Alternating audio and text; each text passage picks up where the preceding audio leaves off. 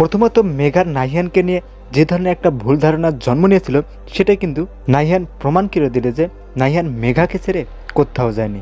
তবে বন্ধুরা, নাহিয়ান এবং মেঘা দুজনের মধ্যে একটা কমিটমেন্টে আসে, মানে তারা দুজনে আগে এস্টাবলিশড হবে, তারপরে তারা বিয়ে করবে, ধুমধাম করে পরিবারের সকলকে, পুরো দেশবাসীকে জানিয়ে দেবে। কি ঘটতে যাচ্ছে পরম্পরা নাটকের আগামীকালকের 92তম এপিসোডে?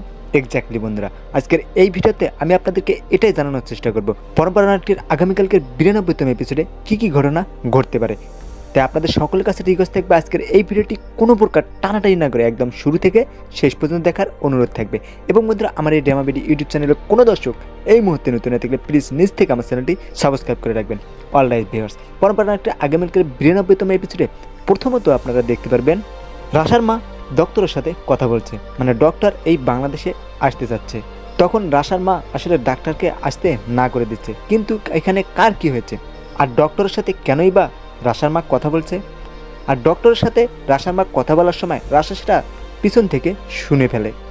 আর এটা শোনার পর রাশার মনে একটা সন্দেহ জাগবে, আবার রাশার মায়ের কিছু হয়ে যায়নি তো? নিশ্চয় রাশার মায়ের বড় ধরনের কোনো রোগ হয়েছে, এটা বেসিক্যালি আমার ধারণা। এরপরে বন্ধুরা, আপনারা দেখতে পারবেন নাহিয়ানের মা নাহিয়ানের বাবা এবং নাহিয়ানের দাদির কাছে এসে বলে নাহিয়ান তার আদরের সন্তান, প্রথম সন্তান, আর সেই সন্তান বাড়ি থেকে চলে গেল। এখন পর্যন্ত এই সন্তানকে নিয়ে, নাহিয়ানকে নিয়ে কারো কোনো মাথা ব্যথা নেই।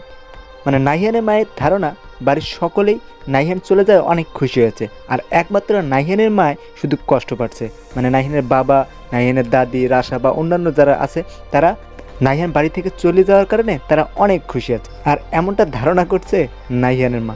এরপরে বন্ধুরা দেখতে পারবেন আবার ফারদিন চলে যাবে নাহিয়ান এবং মেঘার সাথে দেখা করতে। সেখানে নাহিয়ান এবং মেঘা ফারদিনকে একটা অর্ডার করে। এখন কি সে অর্ডার আসলে দুজনেই কেউই বলতেছে না, তবে মেঘা ফারদিনকে রিকোয়েস্ট করে বলে এইবার একটা কথা রাখ, পরে আর জীবনে তোকে কোনো কথা বলবো না।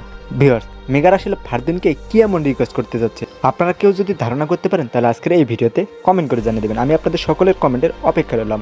আজকের মতো ভিডিও এই পর্যন্তই। পরম্পরা একটি আগামীকালকের 92তম এপিসোড দেখার আপনাদের সকলকে আমন্ত্রণ জানিয়ে আজকের মতো আমি বিদায় নিচ্ছি। ইনকিলাব জিন্দাবাদ।